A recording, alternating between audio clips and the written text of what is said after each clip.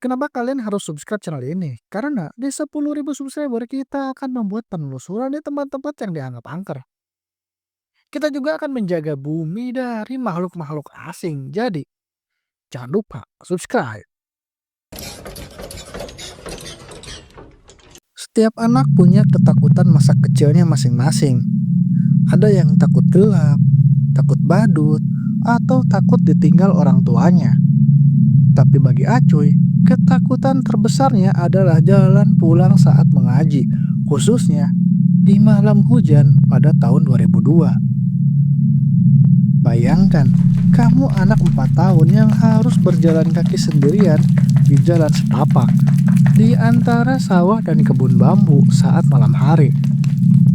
Jalan itu sepi, gelap, dan konon katanya banyak yang tak kasat mata di jalan itu. Tidak tahu pasti benar atau tidak.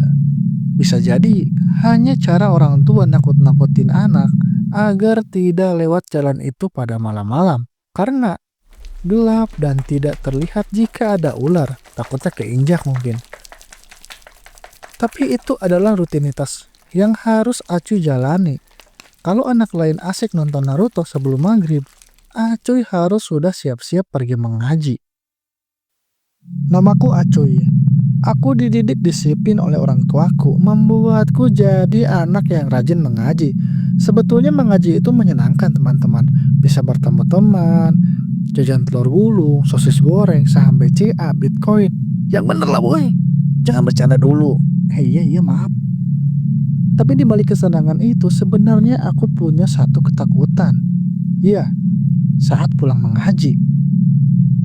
Aku gak berani pulang sendirian, selalu minta dijemput karena jalan pulangnya bukan jalan biasa. Jalannya itu diampit sawah di kanan kiri, ditambah lagi harus melewati kebun bambu tua yang mitosnya jadi rumah kuntilanak, pocong, bahkan sampai ada wewe gombel katanya.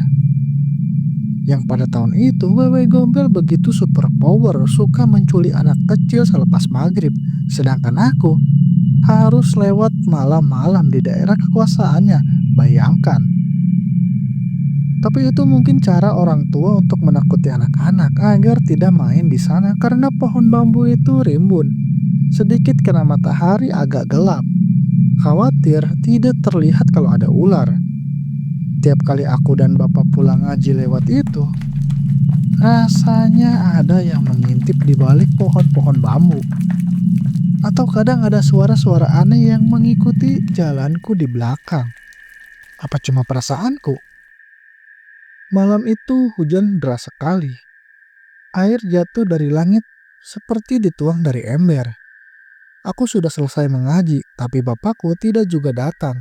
Satu persatu teman-temanku sudah pulang, tinggal aku dan guru ngaji yang di musola, sengaja menemani aku.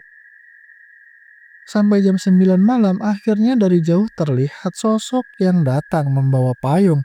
Aku pikir itu bapakku. Paling nonton sinetron Dude Herlino sampai lupa menjemput anaknya. Ternyata itu Ki Ompong, tetangga yang sering ke sawah bareng bapak. Karena cuma ada satu payung, aku jalan mepet-mepet Ki Ompong agar tidak basah.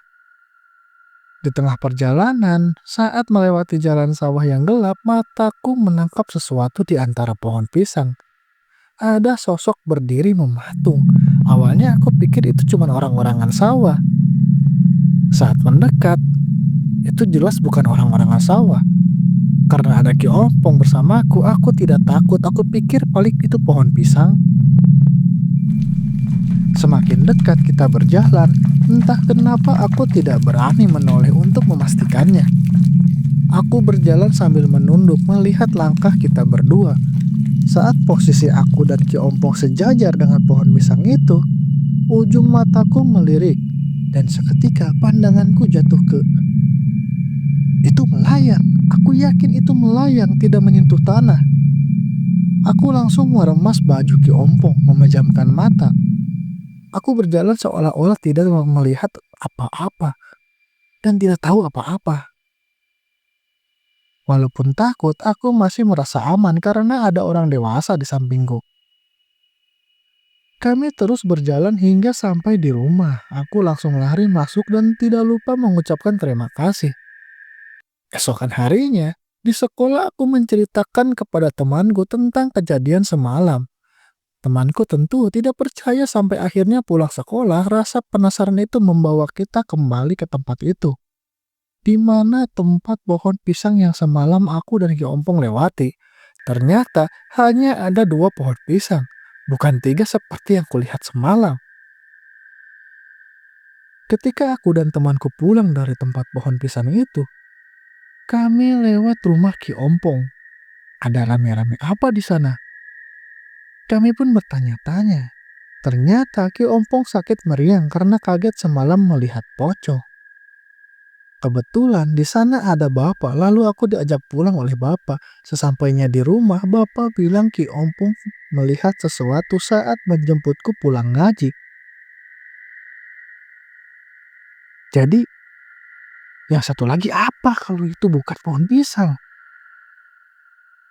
Sejak saat itu aku tidak pernah lagi pulang mengaji atau sengaja lewat sana malam hari kalau tidak bersama bapak. Jadi, apa yang sebenarnya kami lihat malam itu? Sosok siapa yang menanti kami di antara pohon pisang yang tidak pernah ada?